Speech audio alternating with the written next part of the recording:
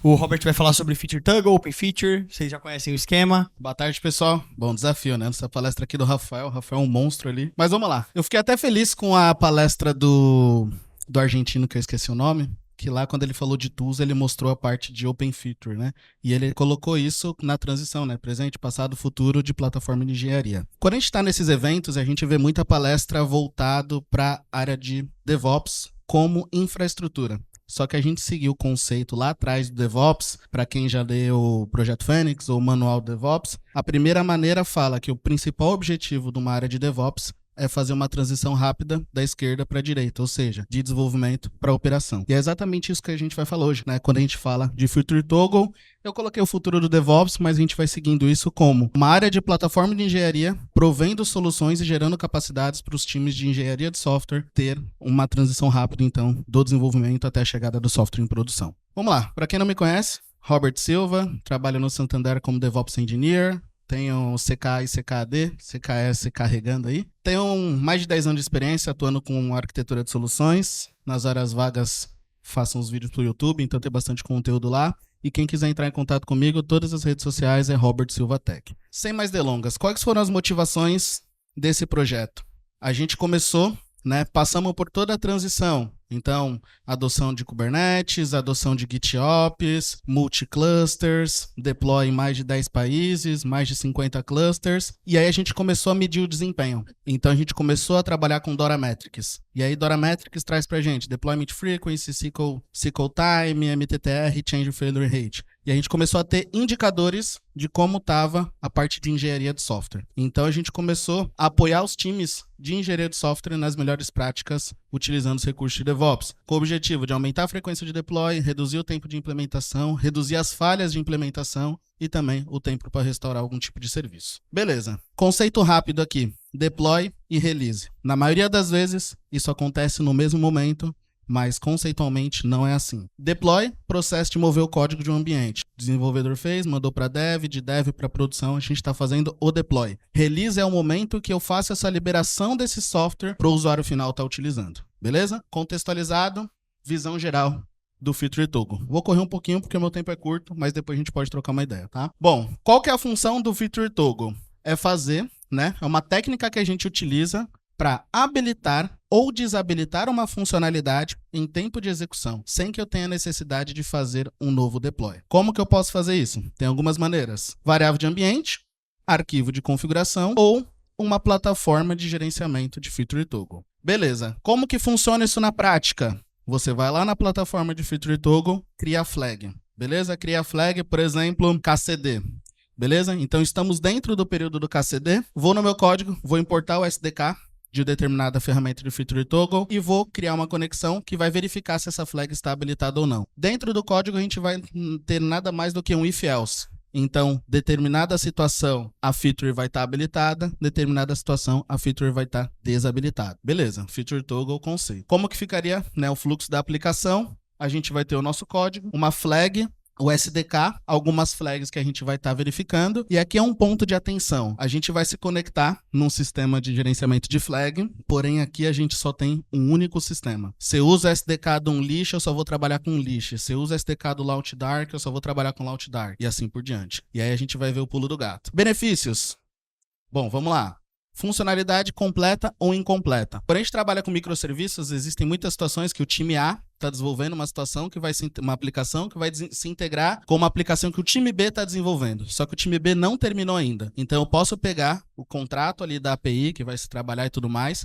Meu time deixa a minha funcionalidade pronta, porém ela vai estar desabilitada. E eu consigo levar isso até produção sem ter que ficar segurando o software. Então a gente não tem aqueles problemas de minha aplicação está demorando 6 meses para fazer deploy porque eu estou com outras dependências. A minha parte eu já fiz, né? Então a gente consegue deployar uma aplicação que está pronta ou não. Outro ponto, liberação de recurso com menos riscos. Então, quando a gente trabalha com Feature Toggle, eu libero, testo, deu problema, eu desabilito o comportamento, volto mesmo. E aí a gente vai ver quando a gente tem algumas ferramentas que a gente tem outras possibilidades. Vou aumentar um pouquinho aqui. Desvantagem, aumento da complexidade. Obviamente você vai ter mais if else, mas é melhor ter mais um if else para você controlar a nível de engenharia do que você ficar fazendo deploy na sorte se vai funcionar ou não, né? E aumento da suite de testes. Você vai ter que ter um pouco mais de suite de teste, mas a partir do momento que eu já faço um modelo de como que eu posso testar essas flags, é bem tranquilo. Legal. Cuidados. Gerenciamento e controle de flags, né? É comum a gente fazer deploy de várias flags e esquecer isso no código. Então é ideal que na nomenclatura coloque um padrão. A gente adotou o padrão de ter o ID da task do Jira.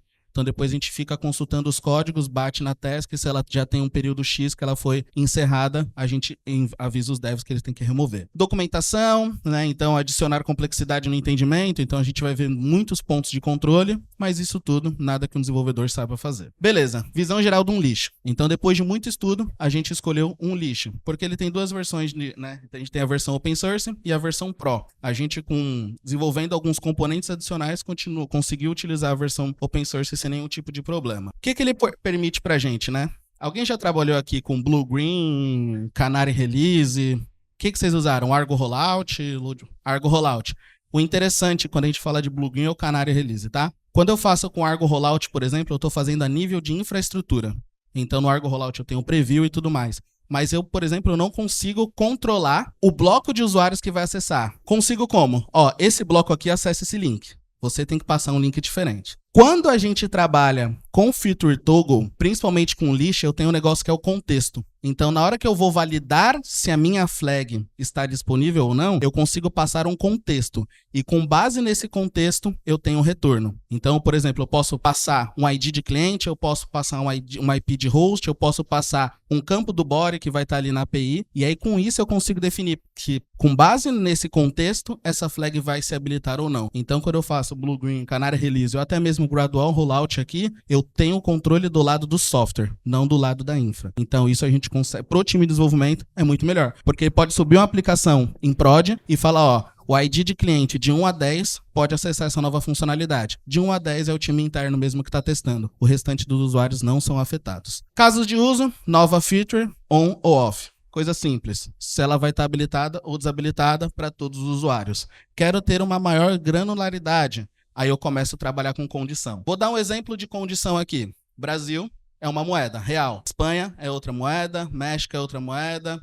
Londres e assim por diante. Certo? Se eu tenho uma aplicação que ela vai mostrar, por exemplo, a moeda, que eu estou fazendo uma cotação, sei lá, eu consigo colocar o environment. Se o environment está rodando no Brasil, o retorno da moeda é BRL, é real. Se está rodando na Espanha, é euro. Então aqui é um exemplo prático que todo mundo consegue racionar e entender. Tá? Então a gente consegue aplicar condições para que só seja ativo para determinado grupo de usuário. Maravilha. Agora a gente falou de um lixo. Um lixo permite tudo isso. Só que qual o problema quando você tem ali, sei lá, 8.000 microserviços, 8.000 repositórios e você deixa o SDK de uma única ferramenta em todas as aplicações? Vendor Lock-in. Para quem não conhece, basicamente o Vendor Lock-in é quando eu estou preso a uma ferramenta. Não é à toa que hoje a gente tem uma porrada de evangelista de OpenTelemetry. Exatamente a ideia foi o quê? Vamos tirar essa prisão das tecnologias. Ah, estou preso ao Datadog, estou preso a Dynatrace, New Relic nem conta, e assim vai, né? Beleza, então temos que tomar cuidado com Vendor Lock-in. Conceitualmente, todo mundo já conhece, beleza? Os problemas, né? Custo elevado para migração, redução na flexibilidade e o risco de obsolência. Né? Se o cara não atualiza o lado dele, a gente fica sem atualização. Beleza, como que a gente evita? Adotando padrões abertos. Então eu faço esse comparativo aí com o OpenTelemetry. E no caso do Feature Toggle, nós temos o Open Feature, que o argentino mostrou pra gente lá na segunda palestra. Com o Open Feature, o que ele vai fazer? Né? Então uma visão geral do Open Feature é um padrão aberto de bibliotecas, onde a gente vai ter APIs ali, que se você quiser verificar se uma flag está habilitada no lixo, no LaunchDark ou em qualquer outra ferramenta, pro desenvolvedor, o que ele vai usar no código dele é a mesma coisa. Ele não vai ter uma alteração no código, alteração de sintaxe, ele não precisa fazer nada disso. Né? Então ele vai buscar padronizar como que as flags vão ser usadas em ferramentas, bibliotecas e tudo mais. Essa iniciativa não saiu da nossa cabeça, né? É um projeto da CNCF também. Ele foi incubado, agora ele está em projeto de maturação para ir subindo ali os níveis. Site, openfeature.dev, para quem quiser acompanhar. E aqui fica um pouco, né, o fluxo de trabalho no desenvolvedor. Quando ele vai mexer no código dele, ao invés de ele colocar o SDK do Unleash, do LoudDark ou qualquer outra, ele vai colocar o SDK do OpenFeature. O OpenFeature, ele vai ter, o SDK do OpenFeature, ele vai se conectar com um provider. Eu já vou explicar esses conceitos. O provider diz para mim, é como se fosse um data source, se a gente trazer para o mundo de observabilidade. Agora eu quero fazer essa verificação no Unleash. Aí quem tem essas configurações é o provider, e o provider ele está fora da aplicação do desenvolvedor. Então a gente consegue mudar ao mesmo tempo. Uma vantagem do OpenFeature também é o seguinte, se eu por algum motivo eu implementei um Unleash na minha empresa, amanhã a minha empresa tem mais alojamento, vamos colocar o LoudDark. A mudança ela pode acontecer em paralelo, porque você consegue chamar contextos para definir qual provider você vai utilizar. Então você não precisa mudar todo mundo de uma vez só. E aqui, então, vou ter o OpenFeature SDK, vou ter o provider, e aqui eu posso ter um provider, um sistema de gerenciamento de flag à sua escolha. Então você não fica preso a qual ferramenta você vai estar utilizando. Conceitos rápidos. Evaluation API é o componente primário do OpenFeature, que é onde a aplicação realmente vai interagir. Então vai ter a sintaxe ali, os métodos do SDK, que ele vai verificar se a flag está disponível ou não. Uma pergunta muito comum quando a gente está fazendo esse nível de projeto em grande escala é: se o sistema de gerenciamento de flag cair, eu paro as aplicações? Se você usar, por exemplo, um list direto, você tem que construir o seu fallback. No caso do OpenFeature, quando você pergunta, verifica se essa flag está ativada para mim. Se ela não estiver ativa, use esse valor padrão. Então, mesmo que você não consiga se conectar com o sistema de gerenciamento de flag, a aplicação continua funcionando sem indisponibilidade. Beleza, então nós temos Evaluation API. Providers. Esse é o componente que vai ser responsável por se conectar ao sistema de gerenciamento de flags. Então, para a maioria das linguagens já tem um provider. Para Python não tinha, que era o meu forte, então eu desenvolvi o provider, mas ele é bem tranquilo. Você importa lá do SDK da OpenFeature, ele vai te dar uma interface, você configura as interfaces e como que vai ser a saída. E aí você libera essa lib para todo mundo do desenvolvimento. Isso vai fornecer uma abstração, né, entre a sua aplicação e o sistema de gerenciamento de flags. Então agora a gente tem a solução de Feature Toggle e a gente não fica preso ao OpenFeature. Então, quem não começou e for começar com Feature Toggle, minha recomendação, olhe primeiro o OpenFeature e depois vocês escolhem a ferramenta, porque aí vocês já começam do jeito certo, digamos assim. Beleza? E aí, que é o pulo do gato que eu gosto muito, né? É tipo o Values do Helm ali. Então, dependendo do contexto, ele vai passar alguma informação. Então, ele pode, né? Vai ser utilizado para verificar a flag de forma dinâmica. A gente pode passar valores estáticos, que vêm da própria requisição, por exemplo. Então, um host, uma localização, um app ID. Ou eu posso passar de forma dinâmica. Eu quero que a minha aplicação, usuários da região sul do país, acessem essa nova funcionalidade. Então, eu consigo controlar os ranges de IP. Para o client, user ID, session ID e assim por diante. Não tinha muito tempo, a palestra era para 35 minutos, mas a gente teve um tempo reduzido. Vou estar à disposição para perguntas e bater um bate-papo melhor. E a próxima versão dessa palestra eu queria trazer um exemplo prático. Então, se a gente se encontrar em DevOps Days Use, acho que vai vir um exemplo mais prático. E estou aberto para dúvidas, se alguém tiver alguma pergunta, fica à vontade.